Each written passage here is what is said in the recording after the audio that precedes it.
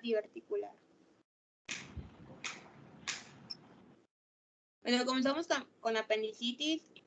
Pues sabemos que es la inflamación del apéndice. Como generalidades, sabemos que es una urgencia quirúrgica abdominal más frecuente, y entre el 5 y 15% de la población va a padecer este cuadro en algún momento de su vida. Tiene una máxima incidencia entre la segunda y tercera década de la vida, disminuyendo en edades extremas, y no hay diferencia entre ambos sexos.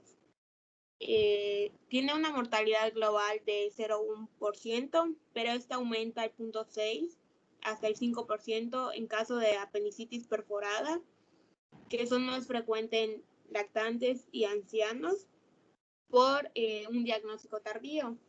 Y su complicación más frecuente es la infección de la herida operatoria. Recordando un poco de anatomía, el apéndice tiene forma tubular y flexuoso. Está implantado en la parte inferior y medial del ciego. Se encuentra 2 a 3 centímetros debajo del orificio iliac. Tiene una longitud aproximada de 9 centímetros. Y con relación al ciego, se distinguen apéndices descendentes, mediales y ascendentes.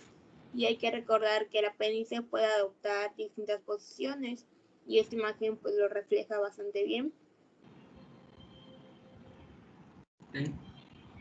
En cuanto a su etiopatogenia, sabemos que es ocasionada por una obstrucción de la luz apendicular, que esto va a condicionar a un aumento de la presión intraluminal, ya sea por secreciones, por aumento de proliferación bacteriana, y esto va a ocasionar un compromiso de la irrigación vascular, que puede provocar necrosis de la pared y perforación.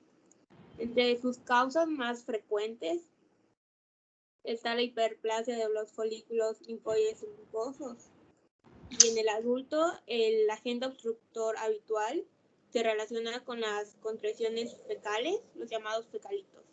Y otras causas más raras de obstrucción va a ser por parásitos como Shurus o Ascaris, cuerpos extraños, restos de alimentos o de bario condensado, y algunos tumores.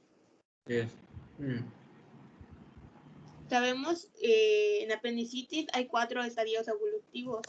El primero es una apendicitis catarral o mucosa, que esta va a tener un aspecto macroscópico normal, pero sí va a tener hiperemia, edema y erosiones en la mucosa e infiltrados inflamatorios en la submucosa. El segundo estadio es una apendicitis fibrinosa, que su característica es que haya ulceraciones en la mucosa. Y el tercer estadio es una apendicitis purulenta, que aquí ya el exudado de la luz ya se torna purulento. También aparecen microabscesos en el espesor de la pared, y el apéndice ya se muestra distendido y rígido. También puede haber un exudado purulento periapendicular. Y el cuarto estadio es una apendicitis gangrenosa, que aquí ya se provoca la perforación y contaminación purulenta de la cavidad abdominal. Y aquí hay 2 distintas posibilidades de cómo vaya a evolucionar esa apendicitis. La primera es la peritonitis circunscrita, que es la más frecuente, y va a dar lugar a un absceso o un plastrón apendicular. Y la segunda posibilidad evolutiva es una peritonitis aguda difusa. Ok, eso es lo más grave, ¿verdad? Cuando está todo difuso. Acá ya hay una imagen de los estadios evolutivos. Ok.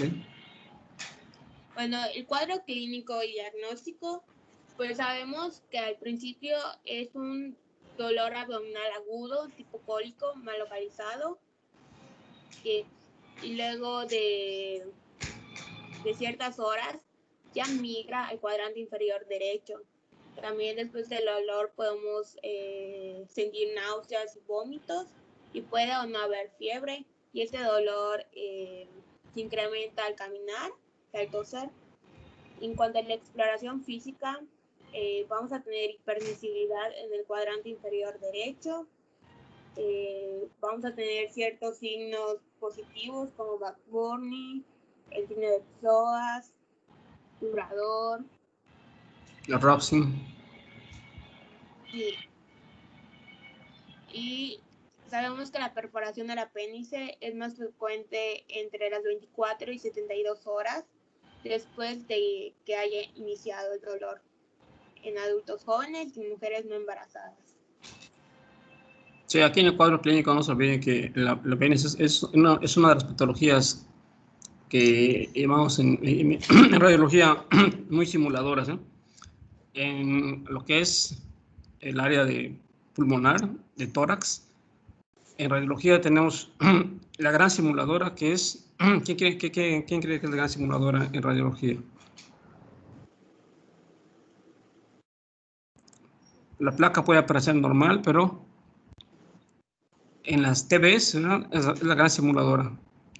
Entonces, no se olviden, en tórax, la TV es la gran simuladora, y en abdomen, la apendicitis o la apéndice, ¿verdad? Es la gran simuladora igual. Es un cuadro que incluso las placas pueden estar normales hasta la mitad de un 50% de las placas y haber un problema apendicular, ¿no? Acuérdense que incluso la sintomatología de la apéndice es muy variable, no es muy característica al inicio. El dolor epigástrico o periumbilical difuso, de tipo visceral, irregular, es lo que nos puede confundir al inicio de la sintomatología, ¿no? Entonces tengan en cuenta que muy abusados con el apéndice, con la apendicitis, sobre todo cuando tenemos placas iniciales, placas simples de abdomen, hay que tener mucho cuidado con lo que vamos a diagnosticar y con lo que vamos a valorar, ¿no? No dar de alta a un paciente si tenemos dudas de que sea o no un cuadro apendicular o un abdomen agudo. Entonces, tengan mucho cuidado con esos detalles. ¿Sale, Karen? Continúa. En laboratorio podemos encontrar leucocitosis con derivación a la izquierda. Imagen, pues se puede pedir una radiografía, ultrasonido, tomografía y resonancia. Ahorita vamos a ver cada uno. Y todo lo que dije se resume a la escala de Alvarado, que incluye los síntomas, signos y laboratorio. Es una escala de 10 puntos. Es una escala clínica, ¿verdad? Alvarado es bien clínica, ¿no? Sí. Más que radiológica, pero es muy útil para correlacionarlo, la escala del Alvarado, que se usa mucho para apendicitis, con las imágenes que tengamos también. Adelante. Bueno, en radiografía, pues solo el 5 al 10% de los casos va a permitir una visualización de la presencia de un apéndice y va a tener hallazgos muy inespecíficos. Por eso pues, supongo que no es la de elección. Bueno, aquí vamos a tener un poquito de controversia, ¿no? Porque realmente ahorita se está abocando más a la ecografía para el diagnóstico, ¿no? Por cuestiones de costo y de mayor especificidad para el diagnóstico. Sin embargo, no olviden, recuerden que siempre van a encontrar ustedes donde vayan, lo primero que van a tener son las placas simples. Y en placas simples podemos llegar a tener una alta posibilidad de diagnóstico, ¿verdad? Si la vemos como debe ser, si la valoramos como debe de ser, aunado a la clínica del pacientito y obviamente al laboratorio, como acabamos de ver, una leucocitosis con desviación a la izquierda y presencia de hormonas inmaduras, ¿verdad? Entonces va a sugerir una apendicitis. Pero sí sirve mucho la placa simple. Al inicio, cuando no existía el ultrasonido y mucho menos la tomografía, pues con las placas de abdomen y con el laboratorio se hacía el diagnóstico de apendicitis, ¿verdad? Un buen cirujano con eso te hace el diagnóstico, ¿no? Actualmente, pues ya ahorita, como ya tenemos más tecnología, pues seguramente están pidiendo ahora la ecografía, aunque a veces eso se maneja para otras causas. A veces cuando alguien quiere derivar a un paciente para que lo opere el turno siguiente, empiezan a pedir cosas que no tiene a veces ni sentido, ¿no? Empiezan a delegar responsabilidades. Cuando un cirujano no quiere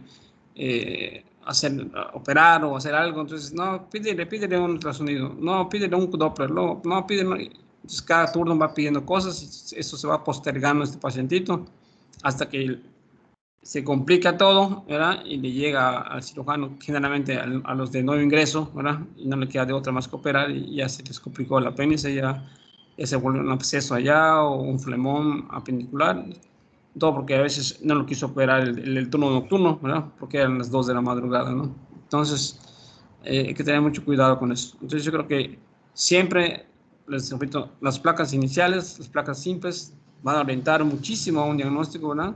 Pero hay que tener en cuenta y saberlas ver y saberlas interpretar. Y acá pues tienen unos parámetros muy básicos, te vamos a completarlos porque acá veo que hay más. Eso no son todos, ¿eh? Adelante, Karen, por favor.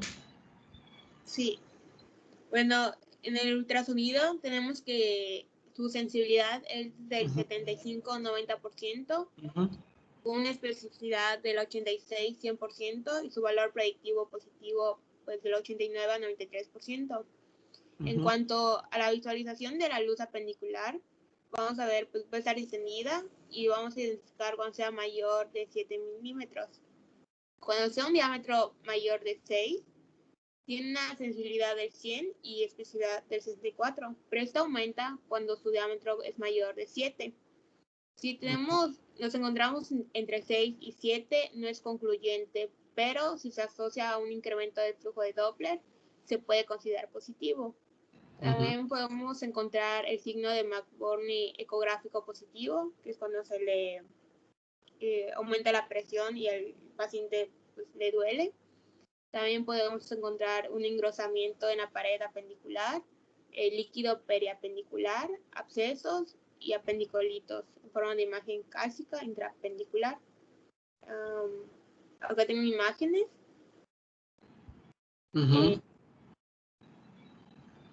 Sí. Esta imagen es del aspecto apéndice normal, para que después veamos lo anormal. Y acá ya empezamos con la apendicitis, que acá se ve un diámetro de 13 en la A y en la B. Es la imagen en tiro al blanco, ¿verdad? Es un corte transversal o axial, ¿verdad? Del área apendicular. Tengan en cuenta acá un detalle muy importante, no sé si lo platicamos al inicio del curso, del taller ¿no? Ahorita el ultrasonido es muy útil, es de hecho el golpe de oro para para buscar muchas patologías y confirmarlas. Pero no sé si comentamos que el ultrasonido tiene un gran problema, tiene un gran enemigo en contra, que es ser una técnica operador dependiente. ¿Sí saben a qué se refiere eso, no?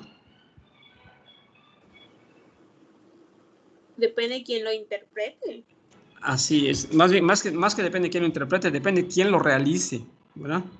Entonces ahí viene el problema, ¿no? Que ahorita hay un boom de ecografía, que se están generando muchos cursitos, ¿verdad? Cursillos, diplomados o mini diplomados o mini cursos de ecografía para médico general o incluso hasta para quienes no son médicos, ¿verdad? Y que lo toman allá y les dan un papel y se lanzan ahí como el borras a hacer ultrasonidos, ¿no? Y a veces ahí eso depende de quién realiza el estudio y cómo se realiza el estudio, es el valor que le podemos dar a una ecografía, ¿verdad? No es lo mismo que hagan un ultrasonido apéndice, por ejemplo, un SIMI, ¿verdad? Quizás en un lugar donde a veces hay personas que no son calificadas para hacer estudios, ¿verdad? A que lo haga una persona que es un profesional, un radiólogo, ¿verdad? Tenga certificado, en fin. Ahí depende el tipo de persona que hace el estudio, ¿no?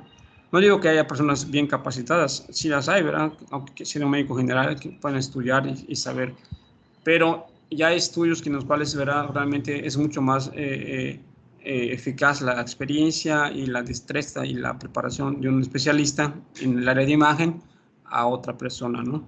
Entonces, yo sí tengan en cuenta ese detalle, que cuando se valore una ecografía, pues ahorita hay que tener en cuenta de dónde viene, dónde se hizo y quién la hizo, ¿no? Para poder dar el valor real a ese diagnóstico presuncional que te están informando. en el reporte del ultrasonido. ¿Sale? Sí. Adelante, Karen, por favor. Bueno, tengo unas imágenes como en la A, que muestra un diámetro de 11 milímetros. En el B, que el asterisco es la grasa adyacente. Y la flecha negra muestra un fecalito. No, el fecalito no es tan frecuente, ¿eh? Abusados, no se ve con mucha frecuencia. Ok, adelante. Acá tenemos otra imagen que está asociada a una colección líquida de su alrededor, secundaria a una perforación. Bueno, con la tomografía, su sensibilidad y especificidad es del 95%. Se utiliza contraste intravenoso u oral. El diámetro va a ser igual o mayor a 7. Ahora, en cuanto a el engrosamiento de la pared, vamos a identificar cuando sea mayor a 1. También va a haber una afectación inflamatoria de la grasa periapendicular. Detección de un apendicolito.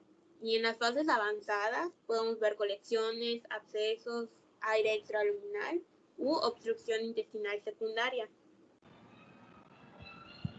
Los signos de perforación que vamos a ver es la gas extraluminal, abscesos, flegmón, defecto focal de realce de la pared, y dicen que la coexistencia de dos de estos hallazgos tiene una sensibilidad de 95 y una especificidad del 100. No, ajá, adelante, sí. Bueno, acá tenemos una tomografía de apéndice normal. Ahí se va bajito, ¿no? Lo marca cómo está la flecha. Acuérdense que la apéndice pues tiene una forma tubular, ¿verdad? Y alargada, normalmente, ¿no? Sí. Y comenzamos con las anormales. Que acá en la figura 9 muestra un diámetro de 12. Ya está engrosado, ¿verdad? Hay un engrosamiento de esto. En la imagen 10 vemos un apéndice con un diámetro de 14 y un engrosamiento y realce heterogéneo de sus paredes y cambios inflamatorios de la grasa periapendicular.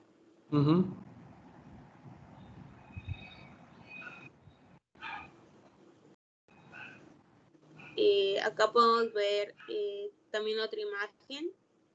Es un corte axial, ¿verdad? Es un corte axial. Aumento de la densidad, y el asterisco es la estriación de la grasa, que está adyacente al proceso inflamatorio apendicular.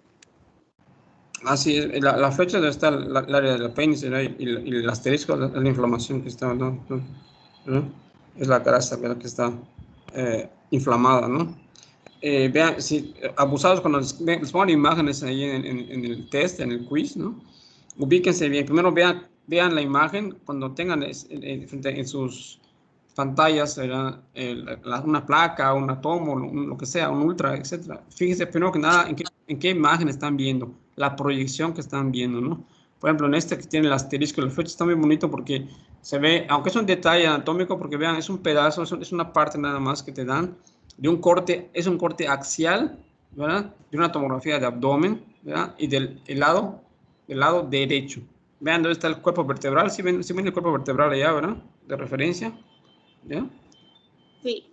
Bien, entonces sabemos que esa parte es la parte posterior o la que está en decúbito, la que está sentando en la mesa del paciente, ¿verdad?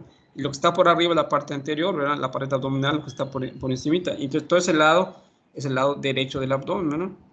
Arriba ven parte de asas, ¿verdad? También del colon con niveles, ¿verdad? De aire medio de contraste, eso negro con blanco que está arribita, ¿no? Y cómo te va delimitando, ¿verdad? Exactamente el sitio donde está la alteración o la parte anatómica del cuerpo que queremos ver, ¿no? Entonces, vean, fíjense bien en los cortes, ¿verdad? Por ejemplo, en el medio, que ya es diferente. Vean cómo se ve diferente un corte axial o transversal a un corte coronal, ¿verdad? Vean cómo se ve. Ese es diferente. O sea, ya se ve de lado. ¿Ok? Entonces, cómo se ve en la imagen del apéndice, ¿verdad? Y en la placa, en la otra imagen, ¿verdad? También otro corte axial. Vean lo mismo, ¿verdad? Cómo se ve. Es diferente al otro corte. Entonces, siempre que tengan una imagen, vean qué corte están viendo para que puedan ubicarse, ¿verdad? Lo que están buscando. Porque si van a pensar que el corte es igual en todo lo que les van a poner, no es así. Sobre todo en tomografía se manejan cortes, ¿verdad? El cornal, el axial, el sagital, ¿verdad? Entonces, abusarlos con los cortes, igual que en la resonancia magnética, ¿no? Y también en ecografía, es el gran problema. Hay que ver el corte en que se está haciendo la imagen que se está presentando en la pantalla para que ustedes vean. Ya que ubiquen cómo está hecho ese corte y qué parte del cuerpo es ese corte, entonces ya vayan a buscar la alteración o lo que estén pensando que tenga de problema el pacientito, ¿no? Pero eso les va a servir de guía para que puedan ubicarse y no estén divagando o pensando qué es esto o qué imagen es esta o qué parte del cuerpo será. Entonces, por eso vean cuántos tipos de cortes puede haber, tanto por tomo, por resonancia, por ecografía, más sobre todo en esos tipos de estudio, ¿no? La placa, pues es más obvia, ¿verdad? La placa de abdomen o de tórax, pues nomás esa es una placa que no tiene mayor problema, la van a ubicar enseguida. Pero aquí no, en tomografías o resonancias hay que ver qué corte estamos viendo, ¿verdad? Para poder ubicarnos, ¿sale? Adelante, Karen. Sí. Y bueno, por último, la resonancia magnética, que se va a ver, estas máquinas son en T2.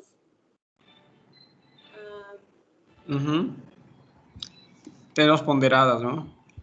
Sin embargo, sí que vamos a hacer hincapié en algo, ¿no? Hay cosas que de plano no se utilizan y en este caso la resonancia no tiene cabida, ¿no? Prácticamente no se hace resonancia para una apendicitis, ¿verdad? Ahorita el gol de oro pues es prácticamente la ecografía, ¿verdad? Y aquellos pacientes, ¿verdad? Que están obesos o que hay duda, ¿verdad? En el diagnóstico por ecografía o por placas de que sea un apéndice o tenga una complicación ese apéndice, ¿verdad? Entonces nos abocamos a la tomografía, ¿no? Que también se utiliza.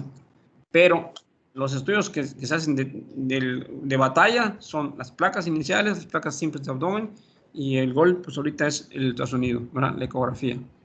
Y hay que aprender a pedir igual los estudios. Cuando pedimos un ultrasonido para buscar una apendicitis, a veces me piden allá ultrasonido de abdomen, ¿verdad? Entonces, ¿creen que está correcto eso?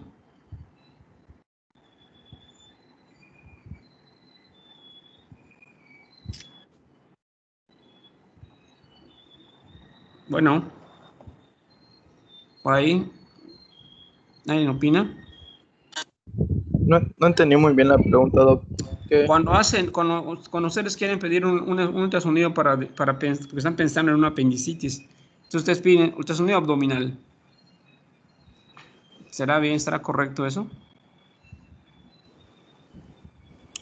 Porque eso La vamos a verdad, poner no. vamos a poner que ese paciente vaya a X lugar, ¿verdad? No vamos a dar nombres, ¿verdad? A X laboratorio o algún gabinete, etcétera, y lleva al paciente ecografía abdominal. Y si lo pasan ahí, vamos a poner que el técnico haga el estudio, porque a veces pasa que los técnicos hacen estudios, ¿eh? Y se lo pasan al radiólogo para que interprete. No lo hace el radiólogo, lo hace un técnico, por decir así. Entonces, pero le llevan a la orden y ponen ecografía de abdominal o de abdomen o de abdomen. ¿Creen que eso está bien pedido para pensar en una apendicitis? ¿Qué opinan? No, porque ¿Por qué? como he visto el USG, abdominal lo reportan para las embarazadas. Embarazadas. Bueno, En eso cambio, sería pues si se piensa, un obstétrico, ¿no? Pero vamos a poner, ok. y si se piensa más en apendicitis, pues mío, hay que definir el cuadrante o tan siquiera de qué lado específicamente quiere Ok, USG. muy bien, está bien. ¿Alguien más opina diferente o igual? Yo opino igual, doctor. O sea, tendríamos que definir la zona que queremos ver. ¿Se Bueno. puede poner en qué se sospecha? Bueno, exactamente. Hay un gran... Qué bueno que tocaste este puntito. Cuando, fíjense, ustedes ponen, se solicita ultrasonido de abdomen. Diagnóstico, abajo, a veces ponen diagnóstico, a veces no, ¿eh? Otra cosa, cuando hagan cuando pidan algún estudio de imagen, de una vez, grábense esto, por favor. Van a poner el estudio que quieren que se les haga, ¿ok? Y siempre traten de poner un diagnóstico presuncional para que el radiólogo o el especialista o el que haga el estudio vea qué están pensando ustedes que quieren descartar o confirmar, ¿verdad? Porque si nada más ponen ecografía abdominal, no sabemos qué es lo que quieren buscar, ¿verdad? Entonces el paciente nos puede decir muchas cosas, pues me duele aquí, me duele acá, me duele allá, pero no vamos a darle al doctor, al que lo pidió, el apoyo que él quisiera, ¿no? Porque no nos está dando más datos. Y aquí en radiología, mientras más datos nos dé el clínico, o sea, en este caso el médico general o especialista, mejor vamos a poder apoyarlo, porque si no encontramos nada en X estudio, podemos hacerle un complemento con otro estudio o con otra proyección del estudio que pidió y llegar al diagnóstico o a llegar a un posible diagnóstico que él no había pensado o que apareció de manera agregada, en fin. Entonces, es muy importante que cuando ustedes llenen una solicitud de estudios de gabinete, ¿verdad? Siempre traten de poner un diagnóstico presuncional o datos clínicos que aporten más ilustración al radiólogo para que pueda ir a buscar con mejor posibilidad un diagnóstico por imagen, ¿ok? Traten de ser más explícitos en sus solicitudes. Y acá viene este detalle, cuando pedimos una ecografía abdominal y ponemos solamente eso y ponemos como diagnóstico apendicitis, ¿verdad? Hay una contradicción, porque cuando hacemos una ecografía abdominal vamos a buscar, acuérdense, que en abdominal vamos a buscar lo que es abdomen interno y profundo. O sea, vamos a hacer hígado, vías biliares, páncreas, riñón, vaso, ¿ok? Entonces, todo eso vamos a buscar. ¿Por qué? Porque el abdominal se hace con un transductor convexo de 3,5 hasta 6 MHz. ¿Y esos transductores para qué sirven? Para ver estructuras abdominales profundas. ¿Ok? En este caso, si queremos buscar un apéndice, entonces hay que irnos a otro tipo de estudio y entonces se solicita una ecografía de pared abdominal.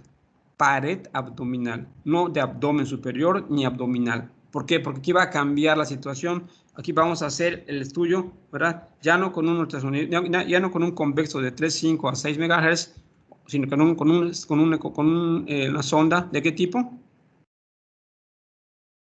¿Qué es lo opuesto? ¿Qué será lo opuesto para esto? Voy a buscar una estructura tubular, ¿verdad? Que se pueda comprimir normalmente, en fin. Entonces, voy a utilizar una sonda lineal, ¿verdad? Una lineal de 7,5 a 10 MHz. Vean la diferencia. Cuando se hace un estudio en radiología, todo tiene una razón de ser. No es nada más pedir por pedir el estudio. Por eso hay que saber pedir los estudios, jóvenes. ¿Ok? No es igual hacerlo con una sonda convexa que con una lineal. Las lineales son para hacer este tipo de estudios, ¿verdad? De pared abdominal, apendicitis, buscar el apéndice, para hernias, ¿verdad? Para meterles Doppler, ¿ok? Entonces, no sirve para este caso hacer un rastreo con un convexo de 3,5 a 6 MHz. No vamos a ver el apéndice, no se va a ver para nada. Entonces, hay que utilizar un lineal de 7,5 a 10 MHz, o sea, de mayor potencia de megahertz, ¿de acuerdo? Entonces, es diferente el tipo de estudio que se va a hacer en un abdomen nada más superior a una pared abdominal, ¿verdad? Esa es otra cosa, ¿ok? Entonces, abusarlos para que sepan cómo pedir un estudio. Entonces, cada que quieran pedir para buscar apendicitis, para buscar hernias, para buscar algún problema de partes pequeñas, testicular, cuello, etcétera. Todos esos estudios se hacen con transductores de alta resolución, o sea, lineales, ¿ok? Lineales. Y van de 7,5 hasta 10, 12 MHz. Entonces, ese es el estudio que se va a hacer, ¿verdad? No un abdominal normal, como hacemos para buscar vesícula biliar, una colecistitis, una pancreatitis. ¿Verdad? Ese es otro tipo de transductor que se utiliza. Es para ver estructuras profundas. ¿Ok? Acuérdense lo que les dije al inicio, que el transductor es inversamente proporcional a lo que vamos a buscar. A mayor megahertz, menos profundidad, más estructuras superficiales, pero mejor definición. Y al revés, ¿verdad? Para buscar estructuras profundas, un convexo, porque tiene menos megahertz, nos va a dar menor resolución, pero podemos llegar a estructuras más profundas, ¿verdad? Como son la región pélvica, fondo del saco posterior, cavidad abdominal, en fin. No se olviden de ese detalle, es muy importante. ¿Alguna pregunta de esto?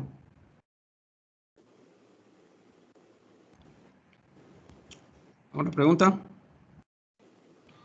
¿Nada? Entonces no se olviden, apendicitis, no hay otra, es dos estudios. De entrada, placa simple, en 2 posiciones, y luego ecografía. Con esos 2 estudios se debe hacer el diagnóstico, incluso con la pura placa simple. ¿Eh? Aquí no ¿pusiste placa simple, Karen? No vi ni una placa simple de abdomen.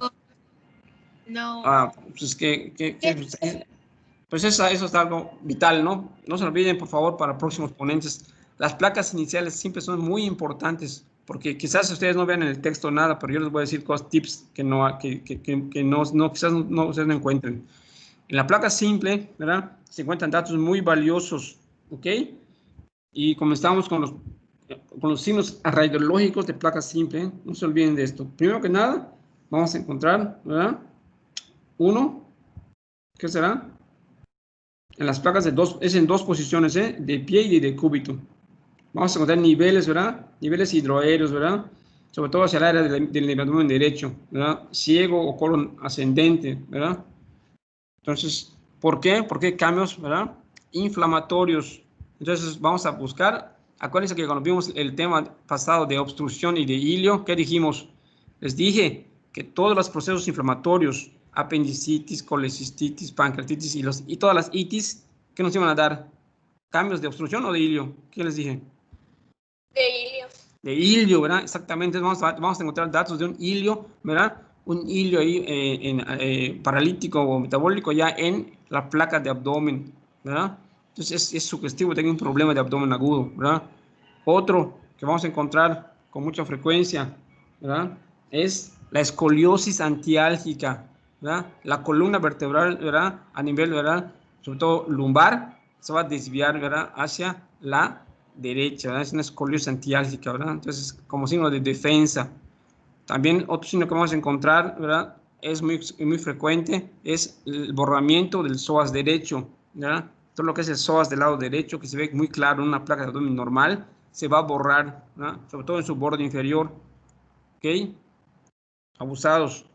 Otro dato por radiografía que vamos a encontrar con mucha frecuencia en un proceso inflamatorio, ¿verdad? Y sobre todo a nivel de apéndice, es el borramiento de las líneas grasas preperitoneales. Son aquellas líneas que están hacia los lados, lo que delimita el área del abdomen en una placa en AP de abdomen, también de pie, ¿verdad? La línea grasa preperitoneal se van a borrar. Entonces es otro dato radiológico sugestivo de inflamación y en este caso de apendicitis. Otro, la presencia de una asa fija, ¿verdad? Una asa que no va a tener movimiento, que va a estar ya, aunque cambies a paciente de pie o de cúbito, esa asa de intestino va a estar fija. Entonces, una asa fija es sugestiva de un cuadro inflamatorio en un proceso, sobre todo apendicular. ¿Ok? Otro, la presencia, ¿verdad?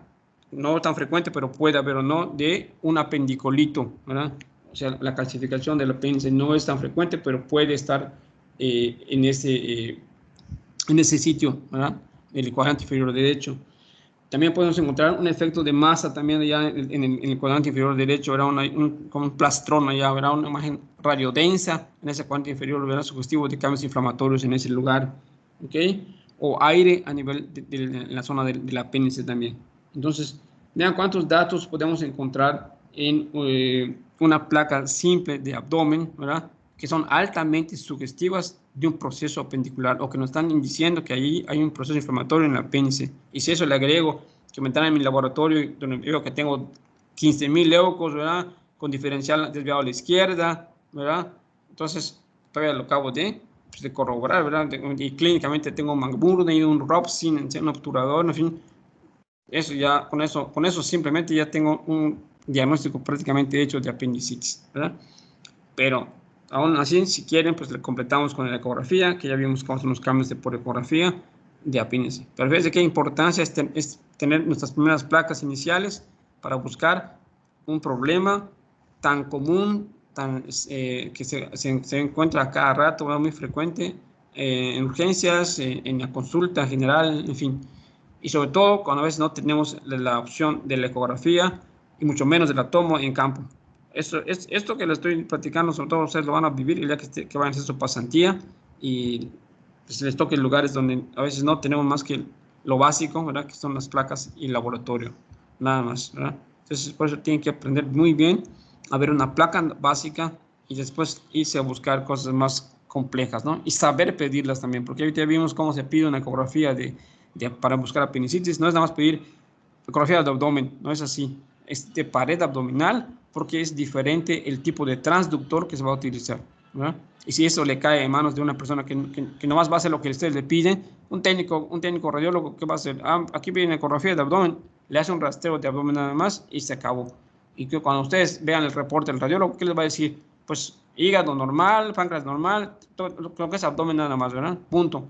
¿Y dónde está el apéndice? Pues no le pidieron de apéndice, pidieron una ecografía de abdomen superior o de abdominal, no de pared abdominal. Entonces, es otra cosa. Es diferente el rastreo de pared a de abdomen superior. ¿Preguntas, compañeros? ¿Alguna duda de este tema muy importante, muy común? ¿Está claro todo?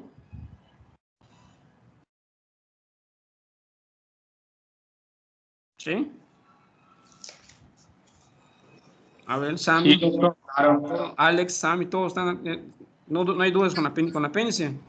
Doctor, una pregunta. Sí. De todos los datos que dijo, ¿cuál es el más común de encontrar?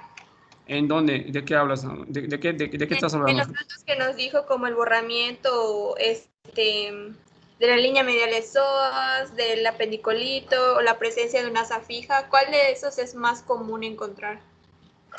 Bueno, yo creo que más que el más común, yo diría que los más comunes, ¿verdad? Los más comunes, o al menos, o vamos a ponerlo a la inversa, el menos común, lo que menos vas a encontrar es el apendicolito.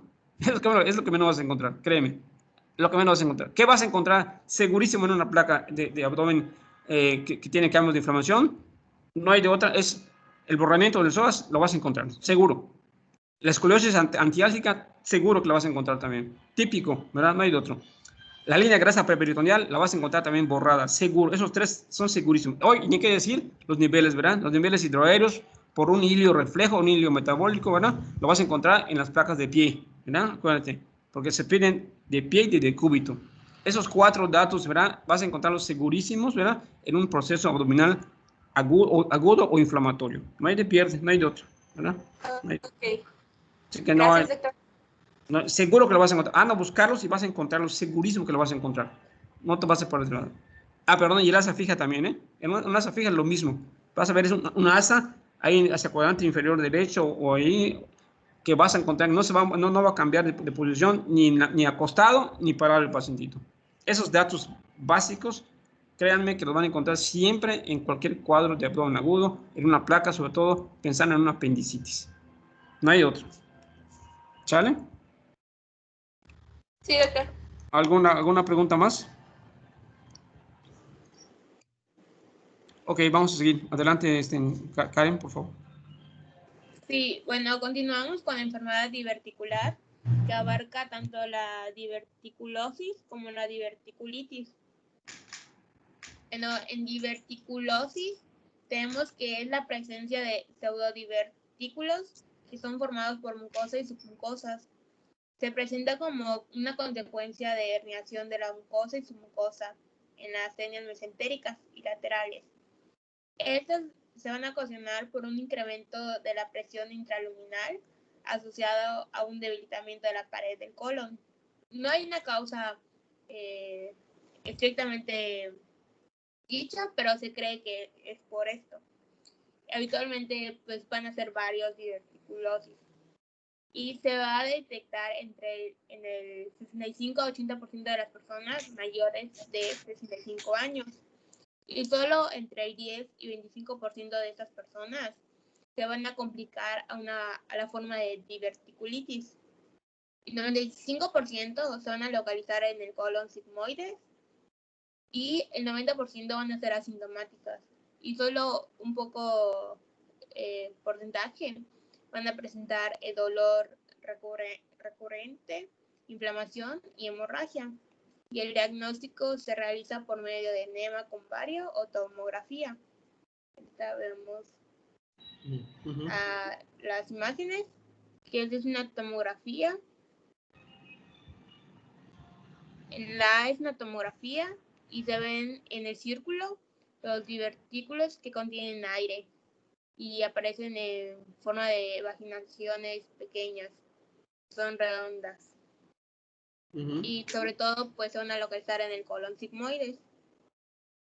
Y en la B, acá se observan la diverticulosis, que es un estudio de enema con bario, y unos van a estar llenos de bario, otros de aire, y otros de aire revestidos de bario. ¿Ese qué estudio es? La B dice que es un enema con bario. Bueno, el enema es lo que le meten al paciente por el recto para que es el medio de contraste, ¿no? Ese es el enema de bario. Pero eso estudio, ¿cómo se llama?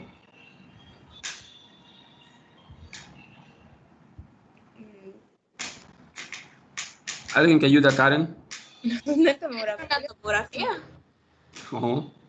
Ve la tomografía que está al lado. Oh, es una placa. Ah, es una placa. ¿Qué placa es? De diferente. Ve cómo es una tomografía.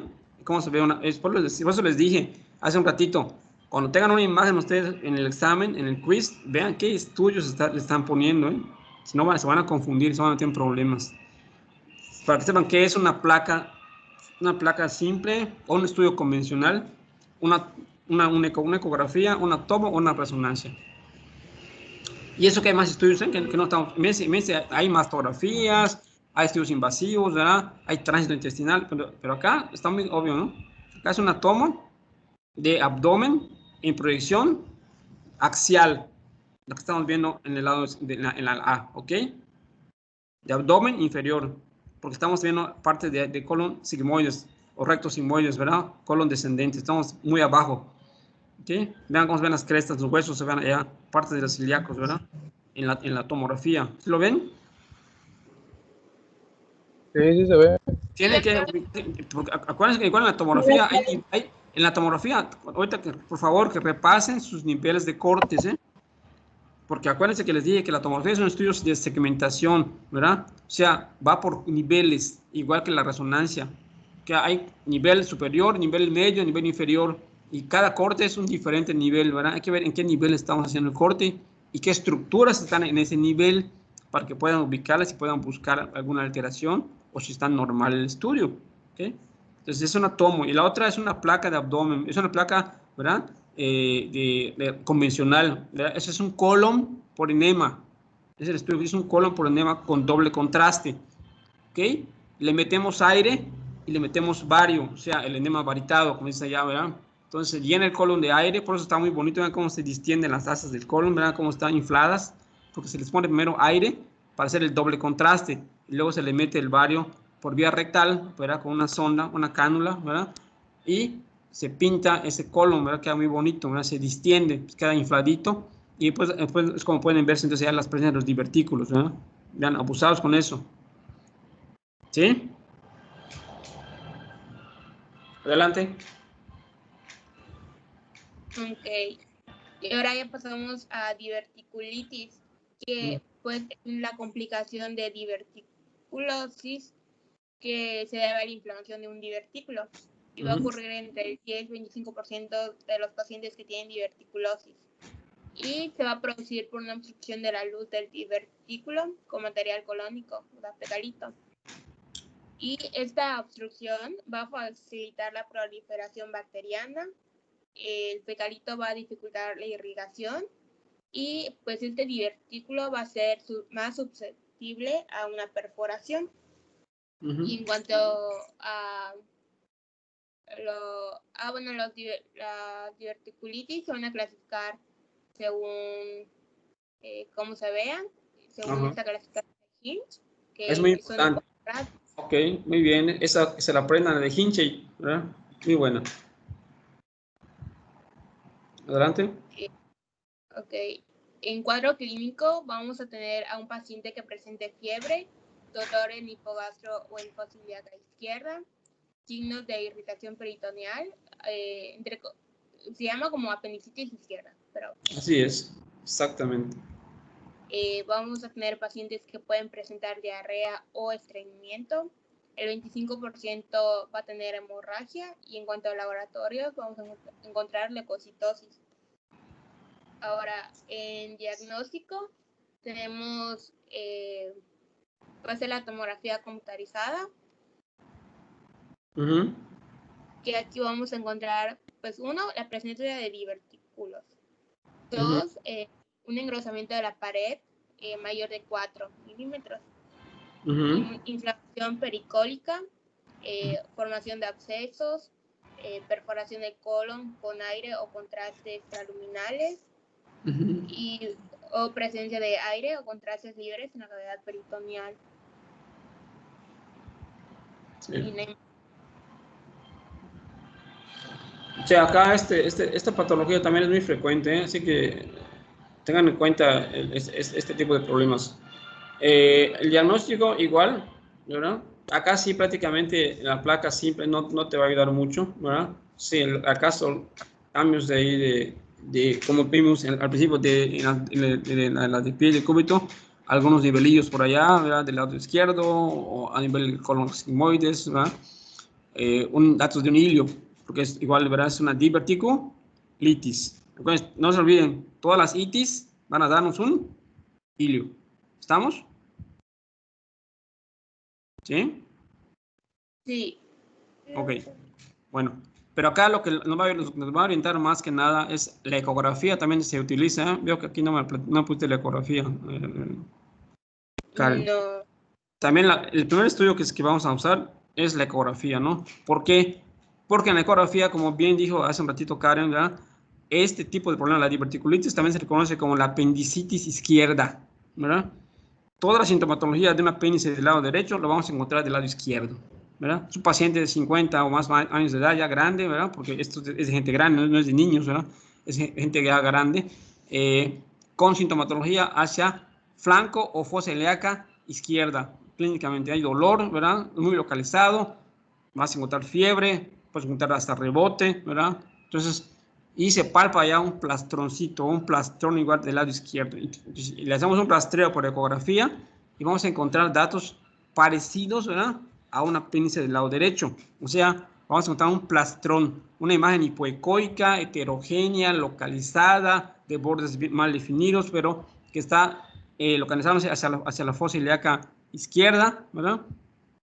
Y a veces puede haber algo de líquido en la periferia de ese plastrón, ¿verdad? Una imagen anecoica ya en la periferia. Entonces, esos son muy sugestivos de una diverticulitis o de un divertículo que ya se complicó, ¿verdad? Y lo puedo presuponer por una ecografía de abdomen, ¿verdad? Abdominal, ¿ok? Allá sí. Entonces, abusaros, ¿verdad? ¿Okay? Hacemos un rastreo y lo vamos a encontrar. Y aquí sí, aquí sería con un abdomen, aquí sería un abdomen normal, con una ecografía abdominal normal, o sea, una sonda convexa. Lo podemos encontrar con una sonda convexa, ¿ok? Entonces, y de ahí podemos pasar a la siguiente estudio, como es este, ya con una tomo, pues para, ahora sí que corroborar ese diagnóstico en un momento dado, porque si lo quiere así el cirujano, ¿verdad? Y buscar la extensión, el tipo, en qué grado está ese divertículo lesionado, ¿verdad?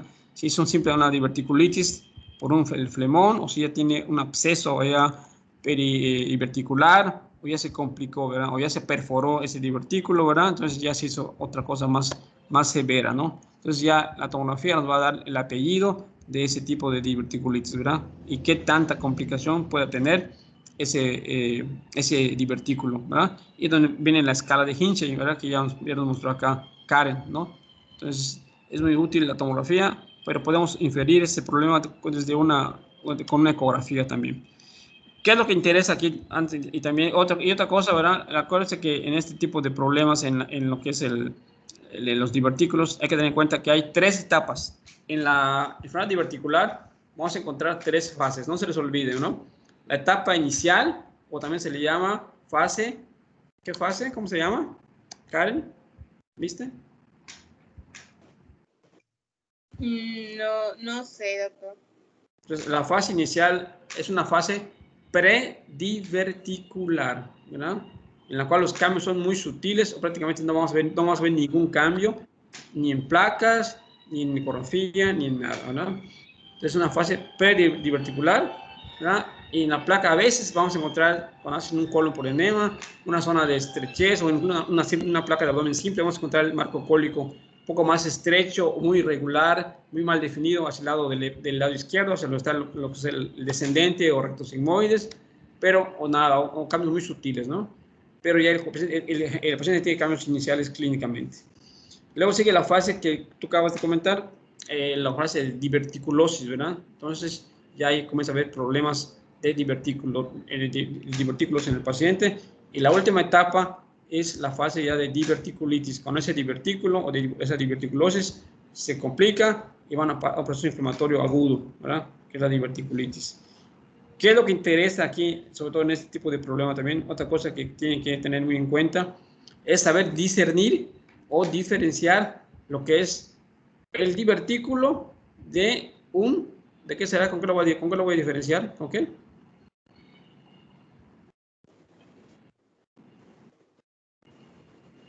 ¿Qué patología? Muy común. ¿No se acuerdan? Una neoplasia. ¿Con qué? Puede ser una neoplasia. Una neoplasia, ok. ¿De qué tipo? Más o menos por ahí, vas por ahí, estás orientado por ahí. Con un pólipo, ¿verdad? Con los pólipos del colon, ¿verdad? Acuérdense que este problema es colónico, ¿ok? Entonces, el diagnóstico diferencial hay que verlo entre divertículo y pólipo. Es lo más importante de este asunto, ¿no? Saber cómo diferenciarlo, esa diferencia, ¿no? Recuerden que los divertículos van a ser todo el tiempo extraluminales. Van a ser, ahora sí que, saculaciones, ¿verdad? De la mucosa del colon hacia afuera, ¿verdad? Por eso van a tener su tallito o su cuello, ¿verdad? Y ahí van a estar las bolitas, ¿verdad? Que se pueden llenar con bario, ¿verdad? O con medio de contraste, ¿verdad? Entonces van hacia afuera, ¿verdad? El domo del hongo, ¿verdad? Del divertículo está extraluminal. El pólipo, ¿qué será entonces? Intraluminal. Obvio, exacto, ¿verdad? Intraluminal, o sea, eso se va hacia adentro, ¿verdad? Que es la luz del colon, ¿verdad? Y el pólipo generalmente a veces no tienen tallo, son sésiles, ¿verdad? Son aplanados, ¿verdad? Son de tamaño que van, pólipos arriba de 2 centímetros, ya son altamente sugestivos de premalignidad, ¿verdad? Mientras más grande sea un pólipo, más fácil que se convierta, se malignice, ¿verdad? Entonces, esa es la gran diferencia. Y hay pólipos, sobre todo los adenomatosos y los vellosos, hay que echarles mucho ojo, ¿verdad? Un paciente que tiene un pólipo hay que extirparlo, ¿verdad? Porque sobre todo son altamente premalignos, entonces tiene que quitar, ¿de acuerdo? Y los divertículos, generalmente todos, tanto como los pólipos, ¿verdad? Van hacia el lado del lado izquierdo, el colon descendente y los sigmoides. Los pólipos generalmente solamente van a encontrarse en colon, ¿ok? Los divertículos vamos a encontrarlos en cualquier parte del tubo digestivo, ¿eh? Abusados también. Divertículos puede haber desde el esófago hasta colon. Hay divertículos en esófago, ¿verdad? Divertículos de Meckel, en fin, hay divertículos en estómago, en delgado, en cualquier parte del tubo digestivo podemos encontrar algún divertículo. En cambio, pólipos solamente en colon, principalmente, ¿verdad? Divertículos no es tan frecuente que no se malignizan, entonces con frecuencia. El pólipo es generalmente premaligno cuando tiene características, ¿verdad?, muy específicas. Ya les dije, ¿no? Los adenomatosos, los vellosos, los sésiles, mayores de 2 centímetros, entonces son, ¿verdad?, tributarios de premalignidad. Entonces hay que estar muy abusados entre diferenciar un pólipo de un divertículo. Pólipos intraluminales, divertículos extraluminales, ¿verdad? Los pólipos se van hacia adentro, o sea, son como hongos por dentro del colon, ¿verdad?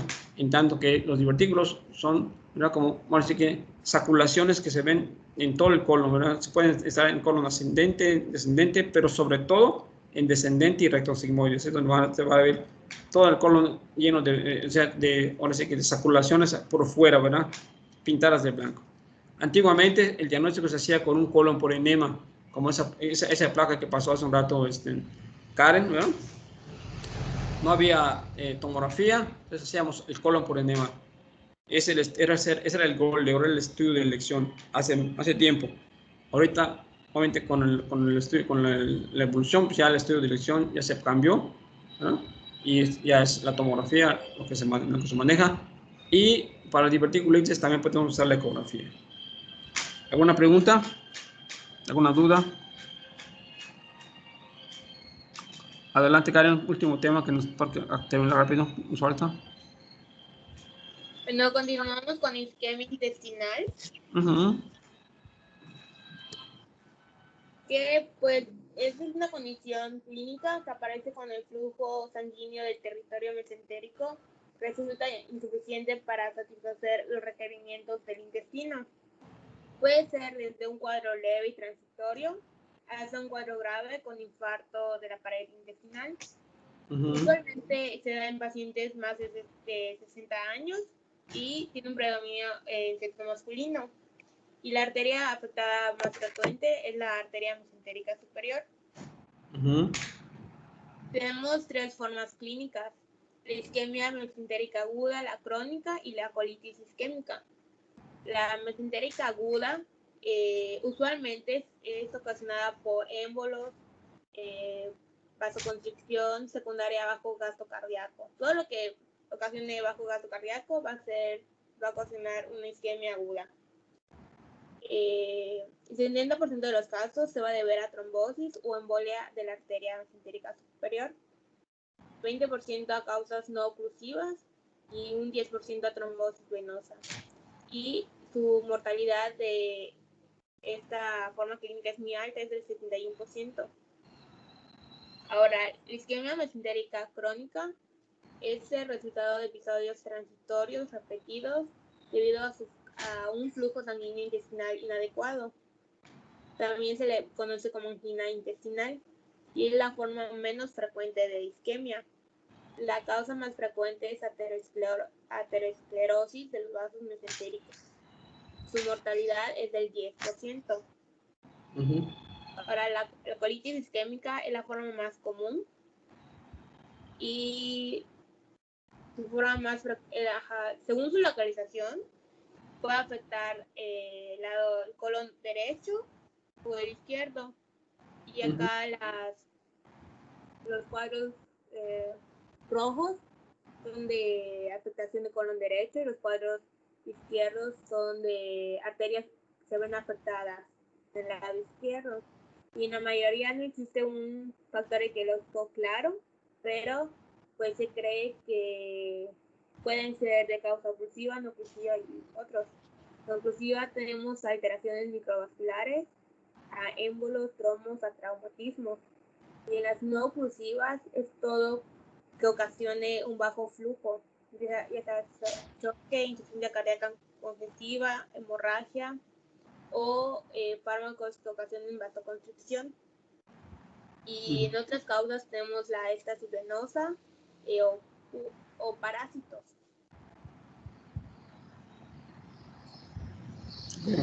Ok.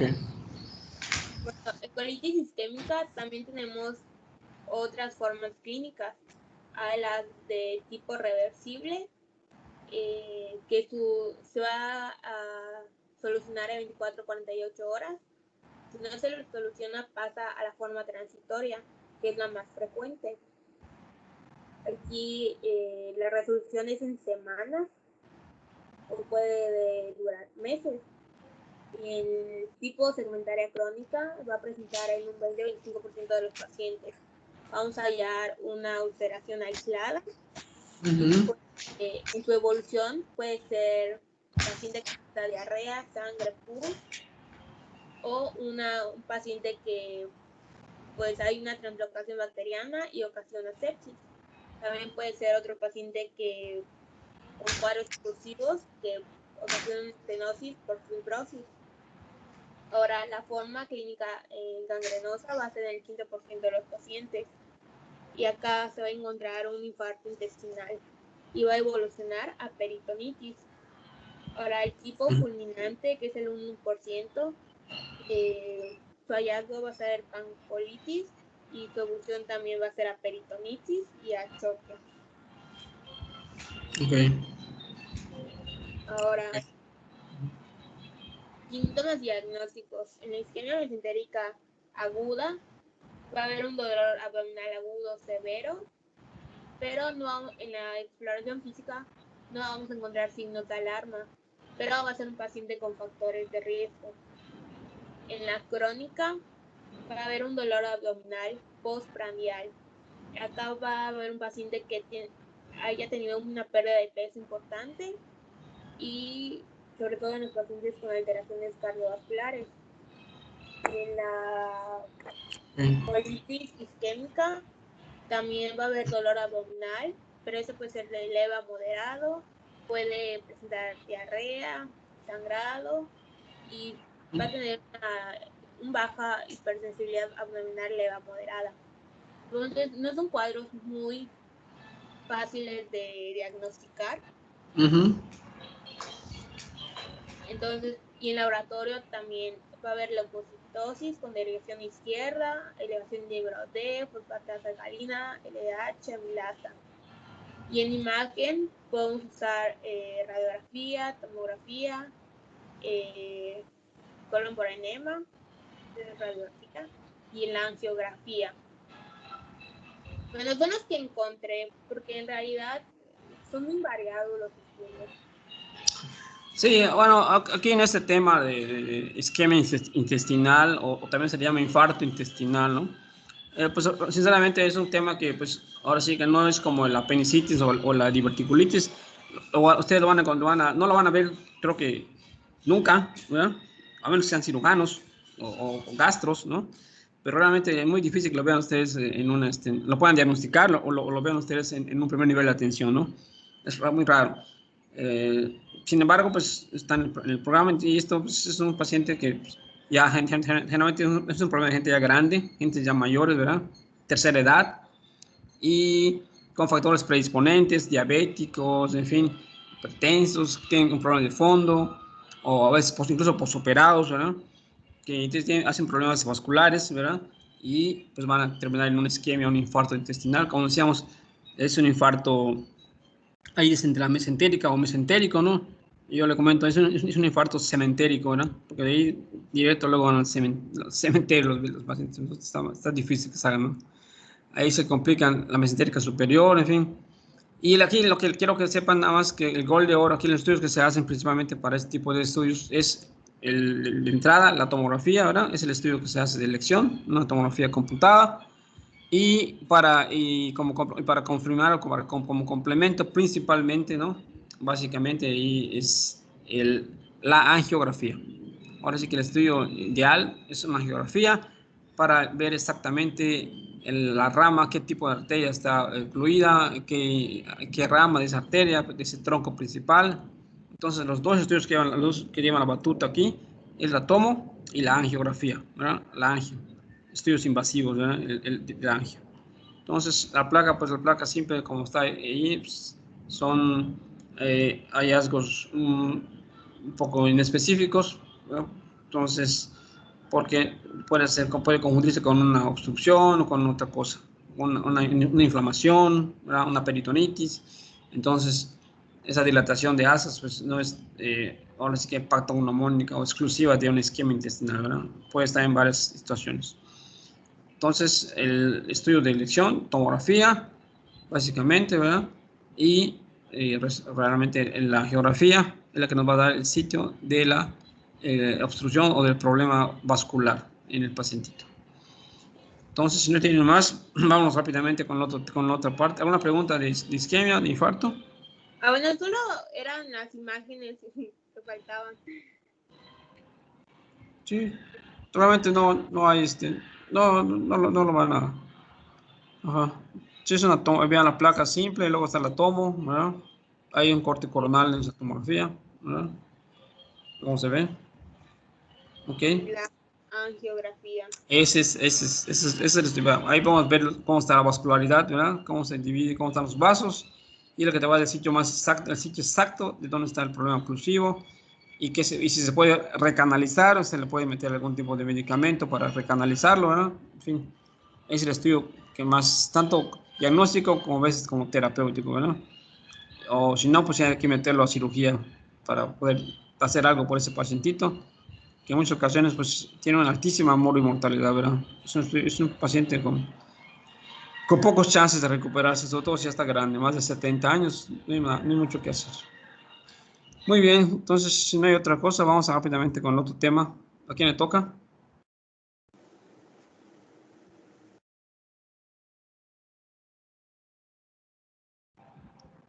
Bueno,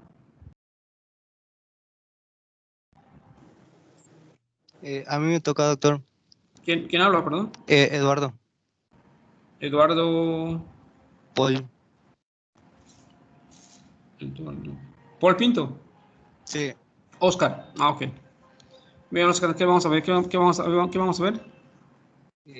Vamos a empezar con pediatría, con síndrome de aspiración de meconio. Ah, ya. Ok. Y Sí. sí, solo pongo la exposición en la pantalla. Comparte, Sí. comparte tu pantalla, por favor. Este tema que nos va a presentar Oscar también es frecuente, ¿verdad? Lo van a ver cuando estén rotando ahí en su internado o en su servicio, cuando ves que nazca un bebé. Van a ver ese tipo de problemas en las personas de meconio. Es muy frecuente, eso lo van a observar. Entonces, igual la membrana hialina es otro primo hermano del meconio, ¿verdad? Solo que las etiologías son diferentes, ¿verdad? Unos en prematuros y otros en pacientes, en bebés de término o postérmino, ¿verdad? En fin, pero el problema es el mismo, pulmonar, ¿verdad? Problemas pulmonares, ¿verdad? Y el otro, pues el menos agresivo de todos, la taquimia transitoria del recién nacido, que es un estudio que se puede resolver por sí solo, se autolimita en las primeras 72 horas, ¿verdad? Pero siempre con datos de insuficiente problema respiratorio, en fin. Pero acá ya nos va a ser más claro estas patologías, Oscar. Adelante, Oscar, si nos compartes tu pantalla, por favor.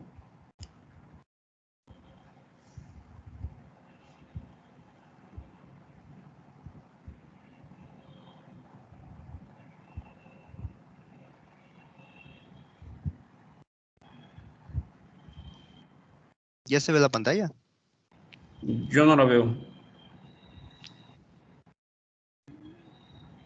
Ahora sí. Ahora sí. Ok, ahora sí. Ahora sí, Oscar, Ok. adelante. Bueno, primero les voy a poner algunas particularidades que podemos observar en la radiografía en edad pediátrica, más que nada en recién nacidos y lactantes. A ver.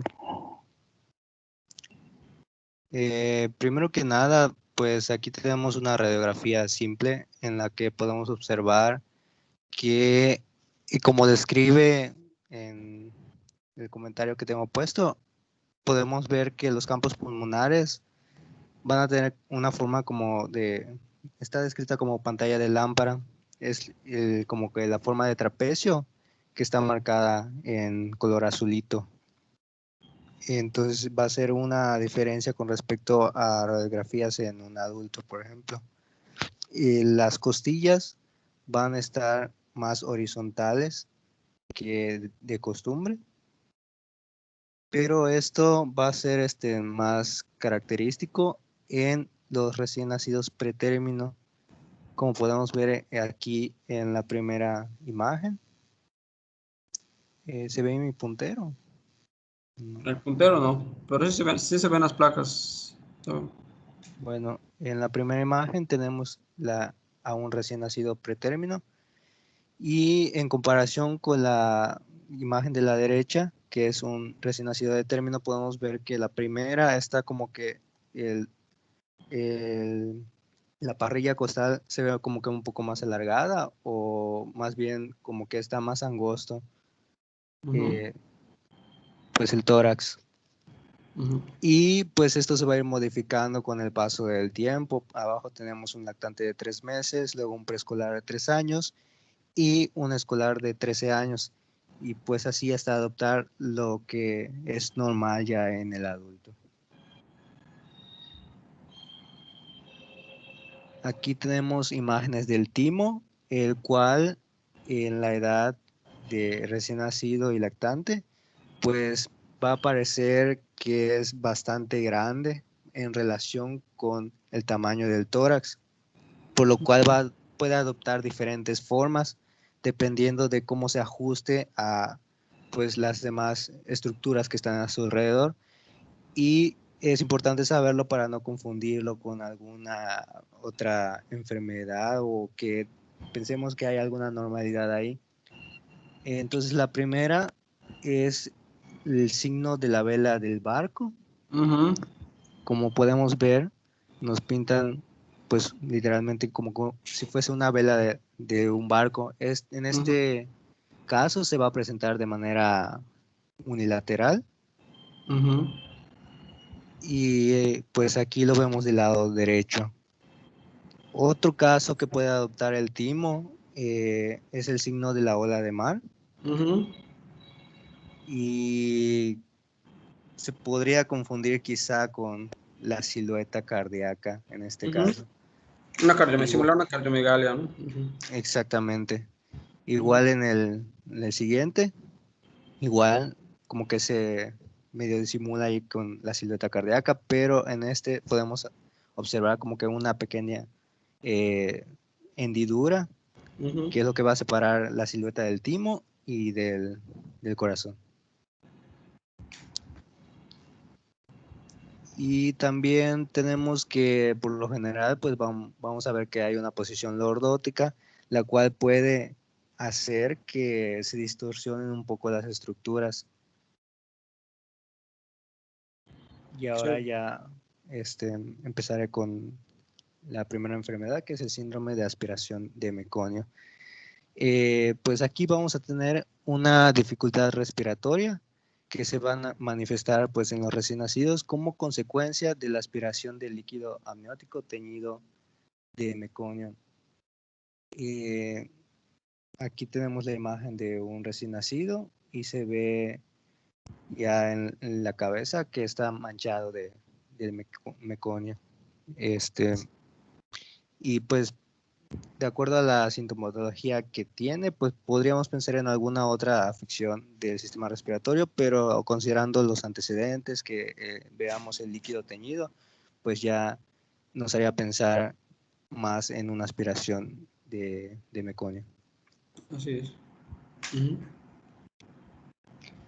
Tenemos que del 10 al 15% de los recién nacidos vivos, después de 34 semanas, pueden presentar líquido amniótico con meconio, pero de estos apenas el 1 al 5% pueden desarrollar el síndrome como tal. Y la incidencia va a variar dependiendo de la edad gestacional. Mientras más pequeño sea el producto, mientras menos desarrollado esté, pues más posibilidad tiene de desarrollar el síndrome. Aquí creo que se borró una diapositiva, pero me explicaba que hay como que un efecto entre cuando hay una situación en la que el producto se ha sometido a niveles de estrés, va a haber una respuesta de aumento de peristaltismo y relajación del esfínter. Y esto va a ocasionar la liberación de meconio, que puede ser intraparto o inútero. Okay. Aquí tenemos algunos factores de riesgo, como hipoxia aguda intraparto o perinatal crónica, que la frecuencia cardíaca fetal esté anormal, que sean pequeños para la edad gestacional, y factores de riesgo con respecto a la madre, pues algún embarazo prolongado, preeclampsia, eclampsia, hipertensión materna, tabaquismo, hemorragias maternas que ocasionan hipotensión, insuficiencia placentaria crónica y pues algunos otros igual. Ujú.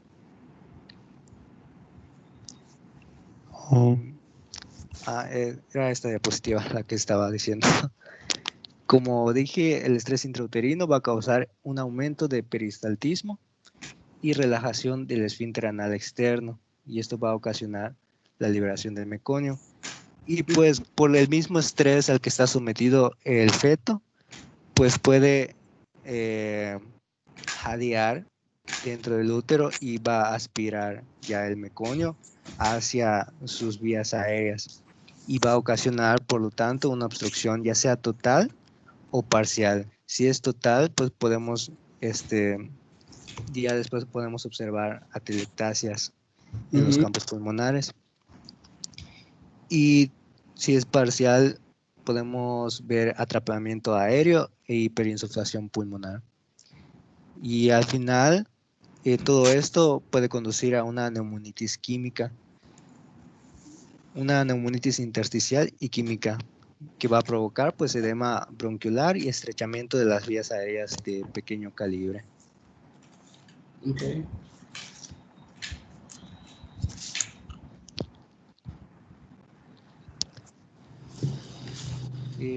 La ventilación pues va a ser desigual debido a las obstrucciones parciales que van a haber, y esto más la neumonitis va a producir una retención de dióxido de carbono e hipoxemia, y las resistencias vasculares pulmonar va a aumentar como resultado de la hipoxia, la acidosis y la hiperinsuflación de los pulmones.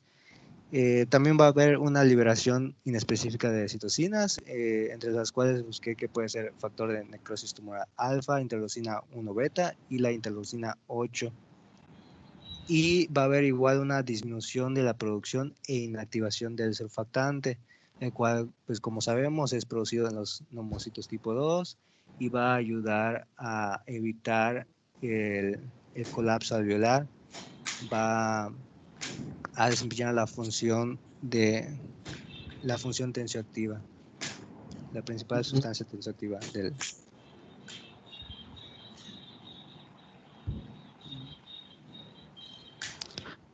Y ya los síntomas pues van a depender un poco de la severidad de la hipoxia y la cantidad de meconio que el feto ha aspirado.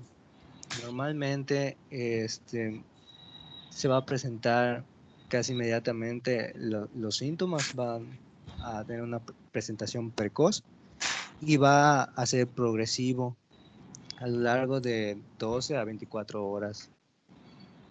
Va a presentar cianosis, dificultad respiratoria con ya sea respiración ruidosa, gruñidos, el uso de músculos accesorios de la respiración y pues una frecuencia cardíaca aumentada. Pero esto ya puede evolucionar después a un paro respiratorio con falta de esfuerzo para la respiración y una apnea, y pues flacidez al momento del nacimiento, que esto pues se puede evaluar inmediatamente cuando se le da el producto al pediatra y se hace la evaluación de la APGAR.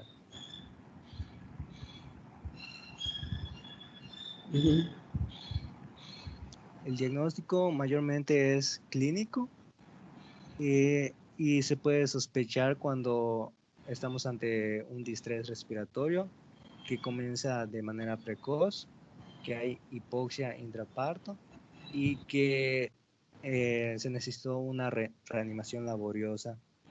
Y pues lo importante es el antecedente de la tinción del líquido amniótico con meconio, o que lo podamos observar ya en el bebé, que sea en la piel, en el cordón umbilical. Muy bien. En la gasometría arterial podemos observar que va a haber hipoxia.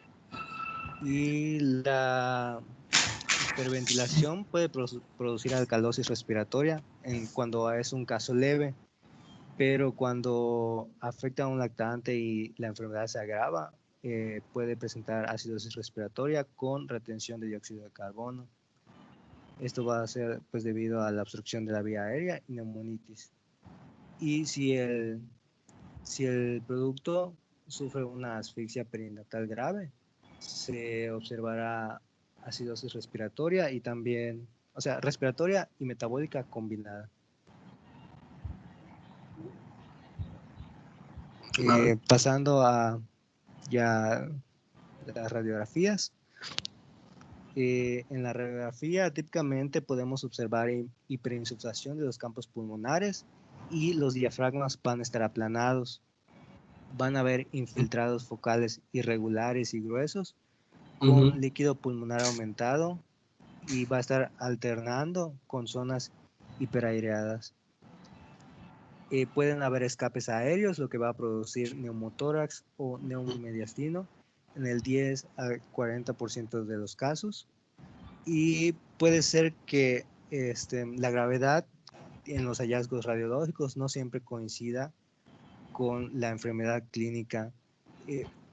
Con esto se refiere más que nada a la gravedad, a qué tan afectado esté clínicamente con lo que se observa radiológicamente.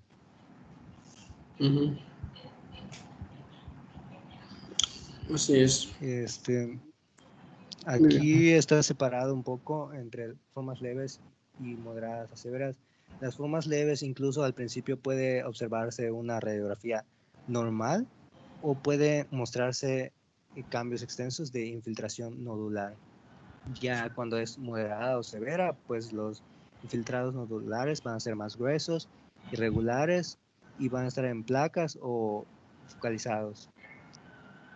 Van a haber zonas de radiotransparencia, puede haber atelectasias, campos pulmonares hiperaireados con diafragmas aplanados, como había mencionado, y un edema pulmonar. También puede haber aumento de la silueta cardiotímica y pues lo que ya mencioné, neumotórax y neumomediastino. En la imagen de la derecha, algo que olvidé mencionar, que hay un patrón en panal de abeja, que es lo que observamos en esta imagen. Es lo típico, ¿no? Acá lo que importa es, vamos a ser rápidos, en ese tipo de problemas, básicamente, primerito que nada, esa placa que están viendo allá, jóvenes, ¿qué placa es? Es una tele de tórax.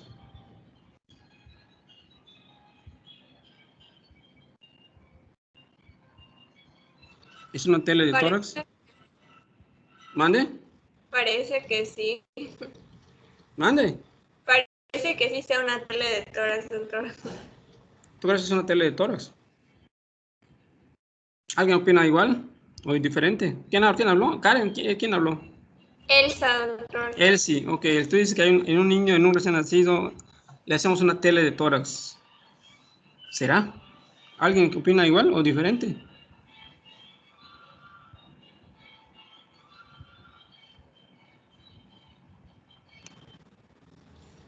Les dije que no es lo mismo la radiología de adultos que la radiología pediátrica cuando comenzamos las clases. ¿Se acuerdan que se los dije?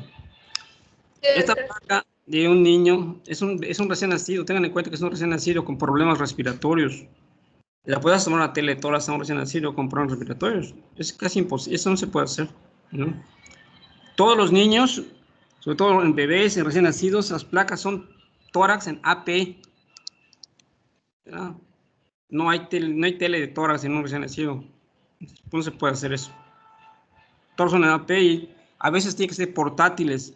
Se les lleva el equipo hasta donde está su cuna o su incubadora y se toma la placa ahí. Entonces todas tienen que ser en AP, ¿verdad? Básicamente. Por eso cambia la morfología del tórax en los niños. Eso no es una tele. Y acá lo que interesa es que en un SAM vamos a encontrar datos de hiperinsuflación pulmonar, aplanamiento de diafragmas y el patrón retículo granular fino, difuso, ¿verdad? En los semitórax, ¿verdad? y que es típico del, como dicen, del panal de abeja. Es lo que nos va a interesar aquí en este tipo de problemas. Con borramiento de estructuras vasculares, es lo que es característico de este tipo de bebés. ¿Y qué va a marcar la pauta en este niño? Que este niño es un niño prácticamente que nació de arriba de 38 semanas, de 38, 40 semanas, ¿verdad? Es casi siempre son de término, y que aspiraron el mecoño en el momento del trabajo de parto, durante el canal de parto o in útero, ¿verdad? En la última semana o semanas, ¿verdad? Incluso puede ser niños posmaduros, ¿verdad? Este tipo de problema. A diferencia de la membrana hialina, que ahorita vamos a ver rápidamente, que es otro tipo de pacientitos prematuros, muy pequeñitos, ¿verdad? En los cuales el problema ya es diferente, ya es un problema de surfactante pulmonar o sustancia tensoactiva, ¿verdad? Que no se produce adecuadamente por los neumocitos tipo 2, ¿verdad? Vamos a pasar directamente a la otra porque ya nos ganó el tiempo, a la membrana hialina. Oscar, por favor. Sí. No se abusaron, ¿sí? Porque les di, las placas de tórax cambian en un adulto que en un niño, y sobre todo en un bebé, ¿verdad? No, ahí no puedes tomar telas de tórax, ¿no? Acuérdense que la tela de tórax se toma a 1,80 con el rayo que entra posterior anterior. Acá son placas AP de anteroposteriores, ¿verdad? Es muy diferente cómo se hace la proyección en un niño, en un recién nacido, que en un adulto. Sale. Bueno, ahora el síndrome de membrana hialina, que también se conoce como síndrome de dificultad respiratoria neonatal, que se va a producir mayormente en recién nacidos prematuros y se caracteriza por un déficit de la producción del surfactante. Se presenta mayormente en menores de 35 semanas y su incidencia es inversamente proporcional a la edad gestacional. Afecta hasta un 60% a los menores de 28 semanas y solamente un 5% a los mayores de 35 semanas. Y el principal factor de riesgo es prematurez, pero pues aquí tenemos algunos otros como el sexo masculino, raza blanca, diabetes materna, hipotensión materna, eritroblastosis. Vámonos directo con las placas, porque ya nos ganó el tiempo. Pon las plaquitas, por favor. Bueno, aquí ya había platicado aquí la etiología, ¿verdad? Aquí lo diferencia del otro es la falta del surfactante, ¿verdad? La falta de madurez pulmonar, ¿verdad? No hay maduración adecuada, entonces eso va a producir este distrés respiratorio del bebé, ¿verdad? Del recién nacido, ¿no? Entonces ese es el problema que va a dar. Aquí grado de severidad, ¿verdad? Va desde leve hasta el muy grave. Hay una escala del 1 al 4, ¿ok? Sí. Adelante. Pues aquí tenemos la primera forma, que es la forma ligera, en donde va a haber una imagen reticulogranular muy fina, puede haber broncograma aéreo moderado, pero que no va a sobrepasar la imagen cardiotímica y la transparencia pulmonar va a estar conservada. El grado 2 o forma mediana, igual la imagen reticulogranular va a estar extendida a través de todo el campo pulmonar a diferencia del anterior. Y el broncograma aéreo va a ser muy visible y va a sobrepasar ya los límites de la silueta cardíaca. Ahora el grado 3, los nódulos van a confluir y el broncograma ya es más visible aún, pero se distinguen los límites de la silueta cardíaca todavía. Ya en la grado 4, la opacidad torácica va a ser total y la distinción entre la silueta cardiotímica, diafragma y parénquima pulmonar ya se va a perder. Sobre todo del lado del hemitórax izquierdo, ¿verdad? Vean cómo está todo ese hemitórax, ya se borró, ¿verdad? Ya no se ve la silueta cardíaca. ¿Por qué? Por el broncograma, por los infiltrados, ¿verdad? Que están allá. Entonces eso hace que se borre. Y este paciente, ya el grado 4, prácticamente la mortalidad es altísima, ¿verdad? Aquí ya no hay nada, prácticamente que es como dice, muy grave y no hay, muy pocos pacientes pueden brincar el charco, ¿no? Entonces, abusados con este tipo de patología, es más complicada que la primera, que la que vimos, que el SAM, ¿verdad? Entonces, vea la diferencia de este tipo de pacientitos. Obviamente todos son prematuros, ¿verdad?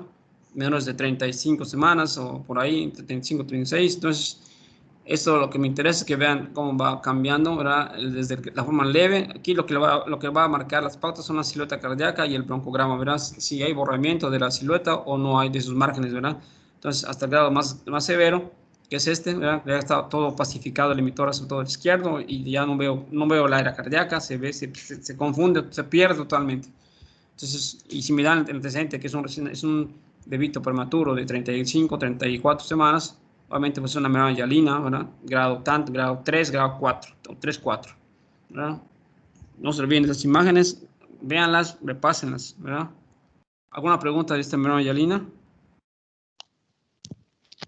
Solo como comentario, doctor, la opacidad difusa con el patrón reticulonodular, vi que se conoce igual como aspecto de vidrio esmerilado en Sí, en esa o patología. despulido, esmerilado o despulido, así es. Sí. Ya no se ve nada, se pierde todo, así es. Es una imagen difuminada, ¿verdad? No hay nada, ya no se ve nada. ¿Preguntas? Igual acá solo hay una proyección, ¿verdad? Con la placa aquí no van a pedir lateral o oblicuas porque no hay nada. Aquí la placa es prácticamente una, ¿verdad? Es una P de un portátil o si pueden llevar al bebé a la sala, pues lo llevan a la sala, ¿verdad? Pero generalmente las placas se hacen en portátiles, ¿verdad? Se lleva el equipo hasta donde está el área de pediatría, cunas, ¿verdad? Incubadoras, entonces, por eso hay que saber ver las plaquitas. Cada placa se ve y se interpreta diferente y hay que saber qué proyección estamos viendo. Ya se los dije, no se olviden, vean proyecciones, es muy importante las proyecciones y el tipo de placa que vamos a ver. Si no sabemos qué estamos viendo, menos vamos a saber qué patología estamos buscando, ¿eh? Hay que comenzar con lo más importante. ¿Qué placa es? ¿Es AP o PA? ¿Es un tórax o es un abdomen? O incluso en los niños, ¿verdad? Generalmente las placas, cuando son muy pequeñitos, ¿verdad? Son placas tóraco-abdominales, porque es muy difícil que puedas abarcar todos los tórax. Agarras prácticamente todo el bebé, ¿verdad? Cuando son muy chiquitines, es una tóraco-abdominal. Así sale hasta el abdomen, sale de una vez, ¿verdad? Ya, ya mayorcitos puedes hacer el foco más pequeñito y entonces hacer nada más el puro tórax, ¿verdad? Pero todas son en AP, no hay otra. ¿Vale? Y por último, La la taquimia taquimia transitoria del transitoria, recién nacido. que es la más leve, que es la menos agresiva, ¿verdad? Entonces, adelante. Pues se va a presentar mayormente productos ya de término o cercanos al término. Mencionaba que es autolimitada y Así es. puede tener aproximadamente 24 a 72 horas. También se conoce como pulmón húmedo y síndrome de estrés respiratorio de tipo 2 y tiene algunos otros nombres. Voy directo a las radiografías o les hablo. Sí, vamos a las placas, ¿verdad? Vean, para que vean la diferencia, ¿verdad?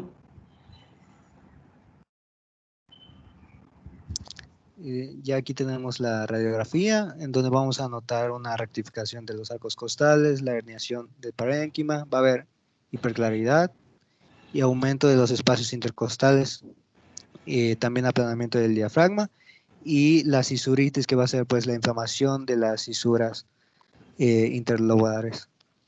Va a haber congestión pulmonar y una cardiomegalia aparente. Yes. En general, esos de todo lo que es el primer punto son datos de atrapamiento de aire, ¿verdad? Entonces se queda el aire adentro del pulmoncito y va a dar todo eso, aumento del espacio intercostal, todos los datos que ya conocemos antes, ¿no? La cisuritis, líquido ya en la cisura, ¿verdad? Sobre todo la cisura horizontal, la cisura menor, la que se va a ver con más frecuencia, ¿verdad? Y la congestión pulmonar, ¿verdad? También, obviamente hay un poquito de cardiomegalia. Entonces es clásico, ¿no? Ya es un bebé, es un niño de término, recién nacido de término, ¿verdad? Generalmente, eutrófico, ¿verdad? Entonces, que va a dar este tipo de problemas y que no se olviden que ese tipo de patología se llama también pulmón húmedo. Lo caracteriza, se autolimita, solito se puede hasta el paciente volver a estar normal, pero se le maneja, se le da apoyo ventilatorio también, ¿verdad? Adelante. ¿Algo más? Igual mencionaba que puede haber un aumento del diámetro anteroposterior. Y pues aquí tenemos otras dos imágenes. En los circulitos se supone que está señalando densidades periliares. Y la fecha, pues, es que no se puede distinguir entre los vasos sanguíneos y el líquido de la cisura menor. Ujú. Así es la Y que más, aquí otras. es la que más afecta a la menor, ¿verdad? Como te dije hace rato. Sí. Y ya esta es la última diapositiva, donde vemos como que la evolución de la primera radiografía a las 6 horas, después de un día y ya a los 19 meses cuando ya está normal. Normal. Sí, ya quedó bien, ¿verdad? Nuevamente, aquí ya se ve, aquí le toman hasta una lateral, ¿verdad? Que Sí, no es lo habitual en un recién nacido, ¿no? Eso no se puede hacer, salvo que sean casos excepcionales. Todo el tiempo se van a hacer placas en AP, ¿ok? Preguntas de esta patología, de la taquipnea transitoria o pulmón húmedo. ¿Alguna pregunta? ¿Todo está claro?